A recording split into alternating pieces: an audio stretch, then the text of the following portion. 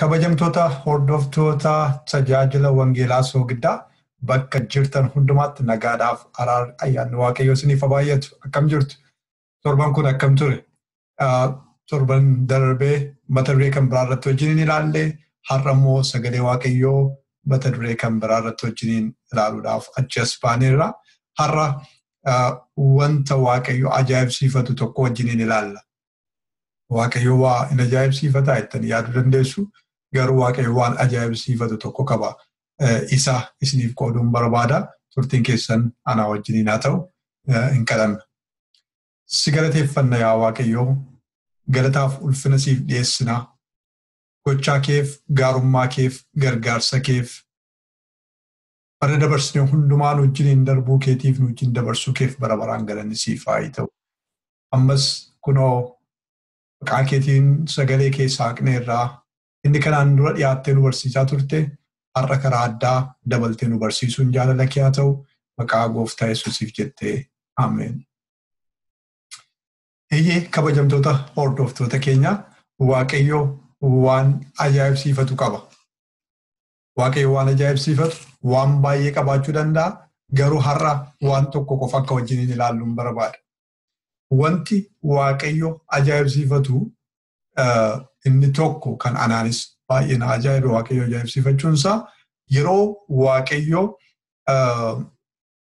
yeroo namni waaqayyooni na irraanfatteetta yookiin immoo waaqayyo na irraanfateera, waaqayyo na dhiiseera, waaqayyo na dagateera yeroo inni jedhu waaqayyo kana baay'ee ajaa'ibsiifata. Baay'ee wanta na ajaa'ibsiifatu keessaa kun tokkodha. Ani immoo jedha waaqayyo. Maal jettisiin jedhaan waaqayyo. Dhuguma anatu si irraanfatee. Dhuguma annati jette kun dhuguma waaqayyotu na irraanfatee jechaa jirtaa. Jedheetu waaqayyo baay'ee ajaa'ibsiifata. Baay'ee maalalfata waaqayyo. Keessumaa immoo sabni dhuunfaa isaa ta'e warri maqaa isaatti waamame warri takkaa ijoollee waaqayyo jedhamanii waamamani. Warri kiristaanota jedhamanii waamamani. Warri fuula isaa duratti dhiyaatanii, warri isaaf sagadanii, warri isa waaqeffatanii, yeroo isaan waaqayyo na dhiiseera, waaqayyo na dagateera, waaqayyo na irraanfateera, yeroo isaan jedhan waaqayyo ija ajaa'ibsiifannaadhaan ilaala. Ija ajaa'ibsiifannaadhaan ilaala. Dhuguma keettee kana. Dhuguma innati waaqayyo na irraanfateera jette. Dhuguma innati waaqayyo na dagateera jette. Kana dhuguma garaa keerraa kana jette. Jedheetu waaqayyo ajaa'ibsiifannaadhaan ilaala. Keessumaa kan saba dhuunfaa isaatii immoo ijoollee isaa warra ta'an immoo jala muree waan isinitti himuu barbaadu garaa waaqayyo baay'ee raasa. Ajaa'ibsiifannaa duwwaatu hin taane garaa waaqayyo baay'ee raasa. Yeroon waaqayyo na dhiiseera yookiin na dagateera. Dhugaadha. Qorumsa adda addaa keessatti kufna. Dhugaadha. Rakkoo baay'ee keessa dabarra. Sababiin isaa biyyi lafaa kun anaaf isiniif mijataa miti. Biyyi lafaa kun ijoollee waaqayyoodhaaf mijataa miti. Haalli ishee nambarra jirtu. Sababii kanarraa kan ka'e qorumsa baay'eetu nutti dhufa. Rakkina baay'ee keessa dabarra. Gidiraa baay'ee keessa dabarra. Manni keenya, jireenyi keenya wanta nuyi arguudhaaf dhaga'uun barbaanne baay'ee keessummeessa.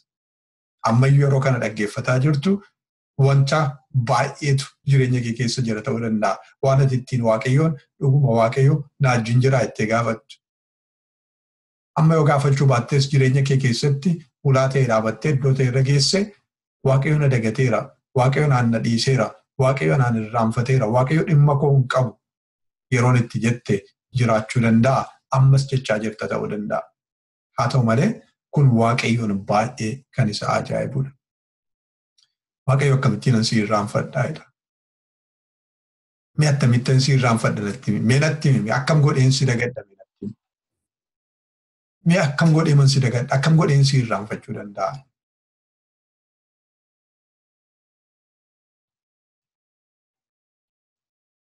Isaayaas boqonnaa 49 lakkoofsa 16 irratti akkas jedha. 49 lakkoofsa 16 irratti. Kunoo ani bar'u harka kootii irratti si chaaffadheera jedha. Kunoo ani bar'u harka kootii irratti maal si godheera? Si chaaffadheeni kanan jiru jedha. Bar'u harka kootii irratti. baay'ee na ajaa'ibe yeroon kan ilaale. Barruu harka kootii irratti si caaffadheera. Hiikkaa isa duraatiin Oneesimoosiin immoo si qirixeera jedha. Barruu harka kootii irratti si qirixeera. Yookaan si boceera jedheeti kan inni dubbatu. Si boceera, si qirixeera. Attam godheenanii siin si dagadha. Akkam godheen si irraanfachuu danda'a. Eessa erteedhe barruu harka kootii irra kanatti jirtu.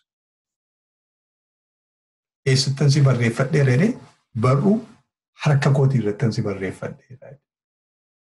Barruu harka kootii irrattanii si barreeffadheera. Kanaaf maal gochuu hin danda'u? Si dagachuu hin danda'u. Wanti barruu harka isaatii irratti akkaataan itti barreesse kun akkan amma isinitti agarsiise kana qalamaan kan barreeffame miti. Qalamaan kan barreeffame miti. Kan inni barreeffame bocameeti yookiis qirixameeti yookaan soofameeti. Gogaasaa keessa darbeeti. Gogaasaa keessa darbeeti.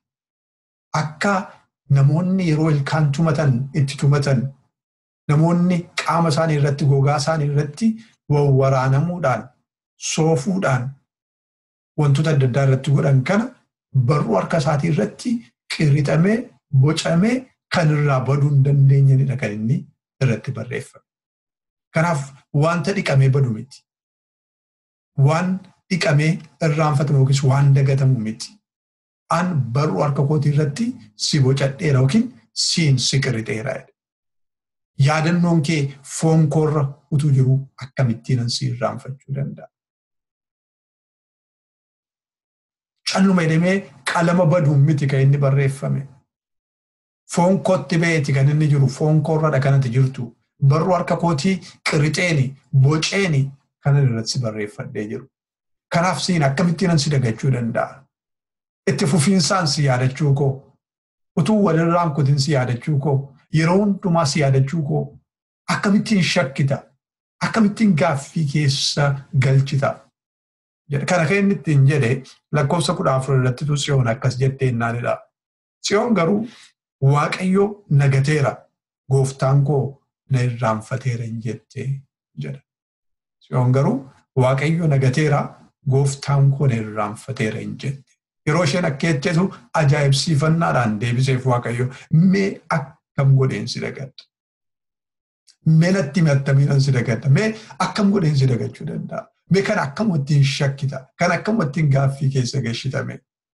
Inni irraanfattee lafti ati jirtu iddoo irraanfatamuu danda'u miti barruu harka kootii irra kanatti jirtu.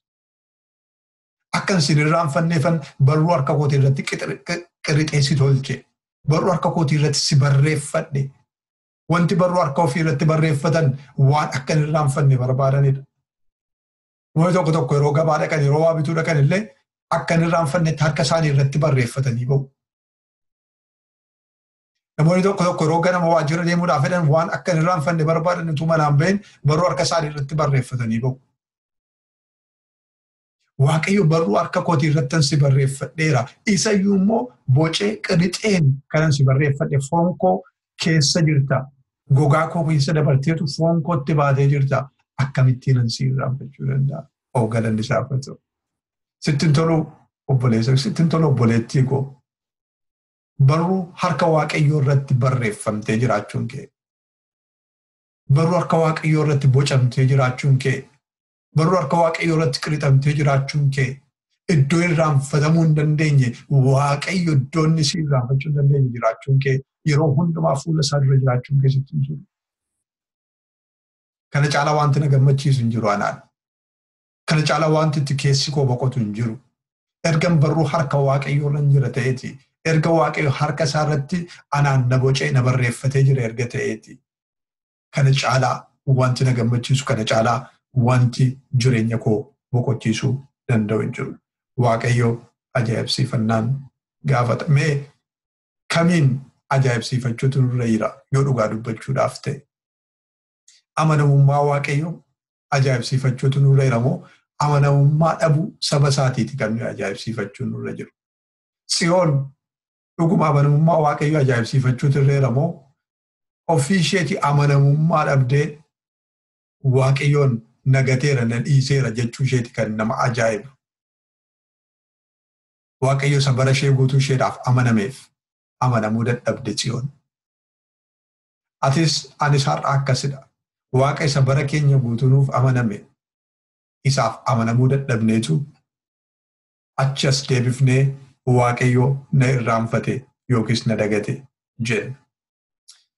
Waaqayyo waadaa seenee amanamummaadhaan raawwachuusaa yeroo tokkoyyuu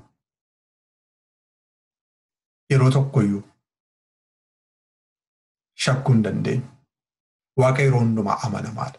Rakkoon jiru garuu barreessaan tokko akka jedhetti barreessaan tokko kan inni barreesse kan inni dubbise maal jedhe amanamummaa Waaqayyo yookiis Waaqayyo waadaa seenee fi amanamummaadhaan nuuf raawwachuusaa jireenya keenya keessatti yeroo 1,000 yoo argine illeedha. Waaqayyo amanamummaadhaan waadaa nuuf seenee raawwachuusaa yeroo 1,000 illee yoo argine yeroo tokkitti fuula keenya dura qorumsi jirtu tokkitti ishee deebifnee akka nuyi Waaqayyo nu wajjin jiraachuusaa amanamummaasaa waadaasaa eeguusaa shakkinu nu godhaa. Waaqayyo nu haa gargaaru. Yeroo 1,000 Waaqayyo amanamummaasaa nutti mul'isee qorumsi fuula keenya dura jirtu garuu gaaffii jala nu galchiti. Waaqayyo yeroo 100 ofiisaa nutti mul'isee nu gargaaree gufuun fuula keenya dura jirtu, dhukkubni fuula keenya dura jirtu, rakkinni fuula keenya dura jirtu, dhabuun fuula keenya dura jirtu. Qormaatiitu nuyi hin beeknis ta'e beeknee nutti dhuftu isheen tokkittiin fuula keenya dura jirtu amanamummaa Waaqayyo gaaffii jala galchiteetu Waaqayyo dhuguma na wajjin jira jedha. Meerreesseera Waaqayyo na dagateera na dhiiseera jenna baay'ee nama ajaa'iba obboloota. Waaqayyoon baay'ee ajaa'iba kun. Ija ajaa'ibsiifannaadhaan ilaala, gurra ajaa'ibsiifannaadhaan dhaggeeffata. Yeroo ati harka 1,000 Waaqayyo amanamummaa isaa sitti argisiisee qorumsaati har'a keessa jirtu kanaaf yerootti Waaqayyoon akka itti gaafattu. Waaqayyo amanamummaa isaa yeroo kamiyyuu cabsee hin beeku. Inni takka amanamummaa isaa hir'isee hin beeku. Waan nama ajaa'ibu Waaqayyo qorumsa kam keessa yoo nuyi jiraanne, gogii kam keessa yoo nuyi jiraanne, dhaba kam keessa yoo nuyi jiraanne, gammoojjii kam keessa yoo nuyi jiraanne, Waaqayyo boolla bishaanii goge nutti ta'ee hin beeku galanni isaaf haa ta'u. Boolla bishaanii dhattanii waraabbachuu dhattanii gogii ta'ee deebi'uu dandeessu. Baankii keessan dhattanii gogii ta'ee deebi'uu dandeessu. Dabtara baankii keessan irra homtuu hin jiru ta'uu danda'a. Kiisii keessan keessa homtuu hin jiru ta'uu danda'a. Qoda bukoo keessan keessa waayyuu hin jiru ta'uu danda'a. Garuu isinittan hima Waaqayyo boolla bishaanii goge nutti ta'ee hin beeku. Waaqayyo boolla bishaanii goge sitti ta'ee hin beeku. Waaqayyo laga goge sitti ta'ee hin beeku. Ofiisaatii boolla bishaanii goge yookiis laga goge nutti ta'uu mitiiti. Saba Israa'eliitiif lafa onaa keessattiyyuu gogii keessattiyyuu dhagaa keessaa bishaan isaaniif lolaase, bishaan isaaniif dhangalaase ulfinniif galanni isaaf haa ta'u. Waaqa gogii nutti ta'u miti kan nuyi qabu. Burqaan isaa yaa'ee dhumu miti, burqaan isaa yaa'ee citu miti. Waaqayyo lafa onaa nutti ta'ee hin beeku. Nu irraanfatee nu dagatee hin beeku Waaqayyo. Waaqayyotti aduun lixee hin beeku. Nuuf yeroo waan darbe nutti fakkaachuu danda'a. Kana booda waan hin jirre nutti fakkaachuu danda'a Waaqayyo. Kana booda waan qaqqabu nutti fakkaachuu dhiisuu danda'a. Waaqayyotti guyyee hin beeku obboloota ko. Waaqayyotti aduun lixee hin beeku. Utuu waan yaadeen hojjetiitu waan yaadeen raawwatiin namatti aduun lixa. Utuu karaa deemee mana hin ga'in lafa yaadeen ga'in namatti aduun lixa. Yaa'ikoob al tokko jireenya isaa keessatti yeroo baqatee deemaa jiru aduutitti lixeera karaarra utuu jiru. Utuu mana eessuma isaatii Laabaan hin ga'in garuu karaatti aduun itti lixe. Mootaa karaatti aduun isinitti lixee beeka ta'uu danda'a karaa yeroo deemtan. Isinitti dukkanaa isinitti gurraacha'ee karaatti miilla keessan fuutan wallaaltaniitu ta'uu danda'a jireenya keessan. Guyyaan isinitti dukkanaa ta'uu danda'a. Waaqayyotti garuu aduun lixee hin beeku. Waaqayyotti guyyee hin beeku. Waaqayyotti yeroo darbee hin beeku. Kanaaf waan si dhiisuuf hin qabu, waan si dagatuuf hin qabu, waan na dhiisuuf hin qabu Waaqayyo. Waaqayyo yeroo isaatti hojjeta. Waaqayyo yeroo hundumaa hojii isaarra jira. Siin irraanfatee siin dagatee harka isaarraa fuudhee siin lafa kaa'ee kan biraa ol fuudhee baatee miti Waaqayyo. Sababiinsaa barruu isaa irratti bocamtee jirta isa irraa ka'ee lafa taa'ee irraa kaasanii achi fudhanii deebisuu danda'an miti. Yeroo hundumaa Waaqa yeroo isaatti hojii isaa hojjetudha. Waaqayyoon keenyee iddoo tokko keenya yookiis iddoo tokkotti isaa arginee deemnee aduun itti ba'ee baqee iddoo isaatii dhibamee hin beeku. Yookaas aduun itti ba'ee akka fixeensaa urkee achirraa dhumee Waaqayyoon iddoo isaatii dhabnee hin beeknu obboloota ko. Biyya kanaa, biyya amma jiru, biyya Ameerikaa kanaa keessumaayyuu steetiin kee jiru steetiin Michigaaniin kana keessaa cabbiin baay'inaan bu'a. Amma bu'uu jalqabeera. Cabbiin baay'inaan bu'u kun yoo guyyaa tokko guyyaa lama aduun walitti aansee itti ba'e inni tuullaa ta'ee taa'u inni jilba bira ol nama darbu kun aduu sanaan baqeeruma iddoo isaatii dhibama. Yookiin yoo roobni itti roobe farri isaa inni guddaan diinni isaa inni guddaan roobadha. Yoo roobni itti roobe yerooma sana iddoo sanaa baqee yaa'eedhuma fudhee bada bokkaan. Waaqayyo akkas nutti ta'e hin beeku. Waaqayyo iddoodhaan dhibamu. Aduun itti ba'ee iddoodhaan dhibsiisu. Rakkinni iddoodhaan dhibsiisu. Waaqayyo amanamummaadhaan iddoo isaa teessoo isaarra bara baraan jiraata. Yaa obboloota ko, namoonni har'a sagantaa kana dhaggeeffatan Waaqayyo si dagatee hin beeku, Waaqayyo na dagatee hin beeku. Waaqayyo si irraanfatee hin beeku, Waaqayyo na irraanfatee hin beeku. Waan nama ajaa'ibu Waaqayyo nan irraanfadha wanti inni jedhee dhugaa ba'e waan tokko duwwaadha. Cubbuu keenyadha kan inni irraanfachuudhaan beekamu. Yeroo nuyi qalbii jijjiirrannu Waaqayyo cubbuu keenya ni irraanfata. Cubbuu kee siifan dhiisa. Nan irraanfadha yookiis deebi'ee yaadadhu jedha Waaqayyo. Kanarraa kan hafe Waaqayyo waan irraanfatu kan biraan qabu. Cubbuu keenya duwwaadha kan inni nuuf irraanfatu. Waaqayyo cubbuu keenya nuuf dhiisaan irraanfatas. Waaqayyo ofiisaatii dhukkuba waa irraanfachuu hin qabu. Kan dhukkuba waa irraanfachuu qabu anaaf siidha. Kan dhukkuba irraanfachuu qabu, kan dhukkuba waa dagachuu qabu, kan waan lafa keenye, kiisii mirgaa keessa keenye, kiisii bitaa keessa kan waa barbaannu nuyidha. Gurra duuba suuqqannee kan mana guutummaa gadi diignee barbaannu nuyidha. Kan harkatti baannee waa barbaannu nuyidha. Nuyidha kan irraanfatu, nuyidha kan dagatu, nuyidha kan maqaa walii keenyaa irraanfatu. Waaqayyo dhukkuba waa irraanfachuu hin qabu. Waaqayyo waa irraanfatee waa dagatee hin beeku. Kan gaarummaa isaa dagatu nuyidha. Kan ulfina isaa dagatu nuyidha. Kan araara isaa dagatu nuyidha. Kan inni kaleessa nuuf godhe karaa inni keessa nu dabarse kan irraanfatu kan dagatu nuyidha. Waaqayyo waa irraanfatee hin beeku. Kan daandii inni keessa nu dabarse dagatu nuyidha. Kan inni dukkana inni keessaa nu fide, dukkana inni keessaa nu waame kan irraanfatu kan dagatu nuyidha. Obboloota ko Waaqayyo irraanfatee hin beeku. Situ irraanfata Waaqayyoon malee Waaqayyo si irraanfatee hin beeku. Situ dhiisa Waaqayyoon malee Waaqayyo si dhiisee hin beeku. Situ Waaqayyoon na dagate ittiin jedha malee Waaqayyo si dagatee hin beeku. Yoo akkasittiin jettu Waaqayyoon baay'ee ajaa'iba, garaa Waaqayyoo baay'ee raasa sun. Waaqayyo lafa onaa nutti ta'e hin beeku. Akkuma isiniin jedhe lafa onaa keessattiyyuu inni bishaan lolaasuudhaan beekama. Lafa onaa keessattiyyuu maannaa Waaqarraa harcaasee ijoollee isaa nyaachisuudhaan beekama malee Waaqayyo ijoollee isaatti lafa onaa ta'e hin beeku. Eeyyee laftichi lafa onaadha, biyyichi biyya onaadha.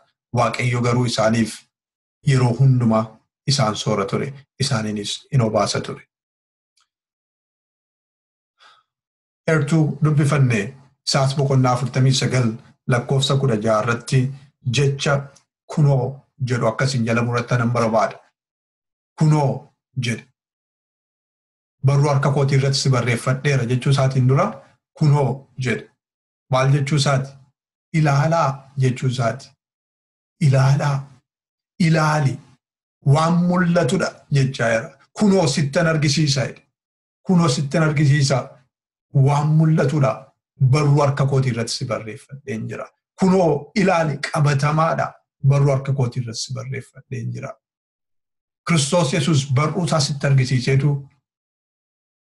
mismaara isa ittiin bar'uunsaa waraaname sitti argisiiseetu godaannisa harka isaarraa sitti argisiiseetu isaan si waama elaa kunoo in argama kunoo barruu harka kootii irratti barreeffadheera galanni isaaf haa ta'u. Kunoo barruu harka kootii irratti barreeffadheera. Achi irratti qirixeera. Godaannisi kun kan keeti godaannisi kun siidha jedhe. Waan qabatamaadha. Barruu koo irratti caaffadheera. Waan nama ajaa'ibu jechi kan biraan yeroon marsaa kana qoradhe kanan hubadhe yoo jiraate maqaa kee barreeffadheera hin jenne akkuma duraa isinitti agarsiise barruu koorra kunoo maqaa kootti barreeffame kan jiru kun wanti maqaan koo barreeffame kun yoon irraa dhiqe yoon bishaaniin dhiqe irraa bada yoon irraa sukkuume irraa bada garuu waan dhiqame badu yookiin waan sukkuumame irraa baduu danda'u miti bocee qirixeeti kan inni barreesse isayyuu garuu maqaa kee hin jenne maqaa kee hin jenne maqaa kee barreeffadheera hin jenne maqaa kee barreeffadheeraadhaa fi siin barreeffadheeraan adda addadha. Barruu harka kootii irratti si barreeffadheera, si qirixeera, si caafeera, si boceera jedhirraa kan hafe maqaa kee barreesseera. Sana jechuun siin guutummaa kee barreesseera. Eenyummaa kee guutummaa. Siin rakkina kee, hir'ina kee guutummaa wajjiniin, dhukkuba kee wajjiniin, gaaffii kee wajjiniin, hibboo kee wajjiniin, gaa'ela kee wajjiniin, maatii kee wajjiniin, abbaa manaa kee wajjiniin, haadha manaa kee wajjiniin, ijoollee kee wajjiniin, hojii kee guutummaa wajjiniin, qabeenya kee guutummaa wajjiniin, barumsa kee hundumaa wajjiniin, siif dhimma siin ilaallatu hundumaa wajjiniin, eenyummaa kee guutummaa barruu harka kootii irratti barreeffadheera. Ulfinni Waaqayyoof haa ta'u. Ulfinni Waaqayyoof haa ta'u.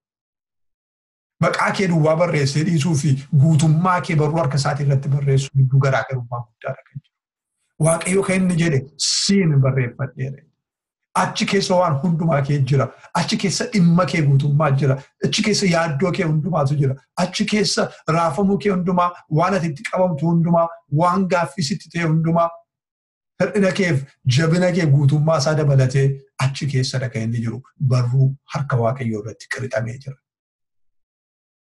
Galanni isaaf haa ta'u. Kana beekuun immoo nagaa koonaaf dabale, boqonnaa koonaaf dabale. Nana mana jireenya kee keessatti kana beekuun waan siif dabalu qaba. Siin maqaa kee duwwaatu hin taane barruu harka Waaqayyoo irra kan jiru si guutummaa keeti, eenyummaa keeti, rakkina kee, gaaffii kee, hibboo kee, hir'ina kee, wanti ati kan kooti jettu hundumaa wajjiniin harka Waaqayyoo keessadha kan inni jiru. Tajaajilli kee, jabinni kee, waaqeffannaan kee hundumtuu harka Waaqayyoo kan inni jiru. Jireenya kee guutummaatu harka Waaqayyoo jira obboleessa koo. Eenyummaa kee guutummaatu barruu harka Waaqayyoo irratti barreeffamee jira. Barruu harka kootii irratti si barreeffadheera jedhe Waaqayyo. Barruu harka kootii irratti si boceera jedhe Waaqayyo. Barruu harka kootii irratti si qirixeera siin jedha Waaqayyo. Kanaaf na irraanfateera hin jedhin Waaqayyo. Si irraanfachuu hin danda'u, dhukkuba irraanfachuu hin qabu Waaqayyo. Amala waa irraanfachuu hin qabu Waaqayyo. Yoo cubbuu kee ta'e irraa kana. Kanaaf Waaqayyo na irraanfateera, na dagateera. Isatti jettu ajaa'ibsiifannaadhaan si dhaggeeffataa jira. Kanaaf har'a Waaqayyoon dhiifama gaafadhu. Waaqayyoon araara gaafadhu. Waaqayyo utuuti nan dagatin waan ati na dagatte natti fakkaate. Utuuti nan dhiisin waan ati na dhiifte natti fakkaate. Edaan barruu harka keetii irratti qirixamee jira. Jireenyi koo guutummaan barruu harka keetii irra jira. Na irraanfachuu hin dandeessu.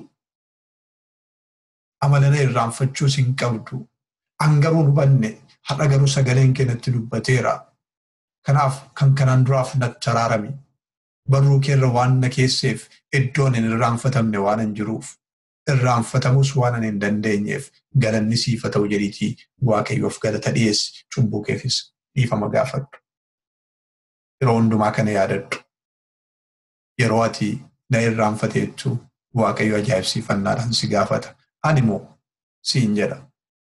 Ani immoo ana Waaqayyo Waaqa keetu si irraanfataa? Ana Waaqayyo Waaqa keetu si dhiisaa? Ana Waaqayyo Waaqa keetu si dagataa? Jedhee si gaafata. Barruu harka koo irratti barreeffamteerta. Waaqayyo si haa eebbisu.